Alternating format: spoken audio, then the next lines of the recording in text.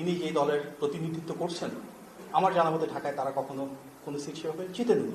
আমরা দেখেছি যে ঢাকা 17 আসনে যিনি প্রার্থী তিনি বেশ কিছু চটকদার কথা বলছেন, মুখরোচক কথা বলছেন। হয়তো মিডিয়ার দৃষ্টি আকর্ষণের জন্য এটা ওনার একটা ব্যক্তিগত রাজনৈতিক কৌশল হতে পারে।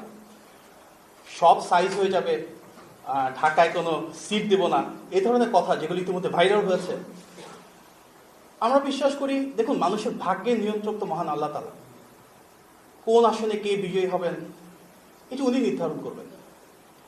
এখন যদি একজন ব্যক্তি এককভাবে ঢাকার 20টা আসনের নিয়ন্ত্রণ নিতে চান, বা উনি যদি সব প্রার্থীর ভাগ্য নির্ধারণ করতে চান, এটা ওনার ব্যক্তিগত সিদ্ধান্ত। ওনাকে সেই আসন বন্টনের দায়িত্ব কে দিয়েছেন?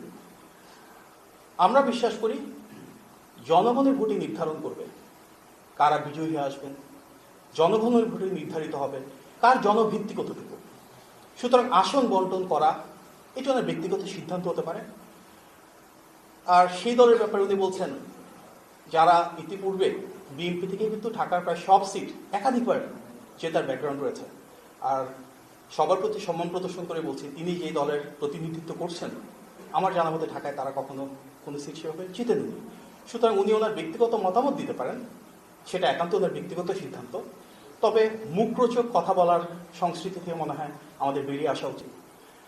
এর পাশাপাশি এটাও বলা উচিত যে আমরা দেখেছি ফ্যাসিবাদের দীর্ঘ সময়ে বিএনপির মতন সুদৃঢ় জনভিত্তি সম্পন্ন একটি রাজনৈতিক দল এবং শীর্ষ নেতৃত্বের প্রতি যারা বিষেধাজ্ঞা করেছেন, তারা কিন্তু জনভিত্তি হারিয়ে ফেলেছেন, জনবিচ্ছিন্ন হয়ে পড়েছেন। আগামী বাংলাদেশে আমরা ইতিবাচক রাজনীতি চাই। আমরা চাই সেখানে প্রত্যেকে যার যার পলিসি রয়েছে, পজিটিভ পলিটিক্সটা নিয়ে সামনে আসে।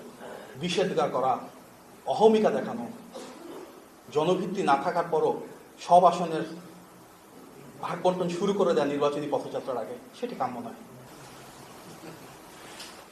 দেখুন, ঢাকা 15 আসনের ক্ষেত্রে আমরা দেখেছি যে বিএনপির প্রার্থী শফিউল ইসলাম মিল্টন তিনি গতকালকে একটি সংবাদ সম্মেলন করেছিলেন। সেখানে তিনি বিভিন্ন ভিডিও, তথ্য এবং উপাত্ত উপস্থাপন করেছেন এবং নির্বাচনী আচরণবিধি কিভাবে ঢাকা 15 আসনে জামাতের যিনি প্রার্থী তিনি লঙ্ঘন করছেন সেটিও কিন্তু জাতির সামনে সুস্পষ্টভাবে উপস্থাপন করেছেন।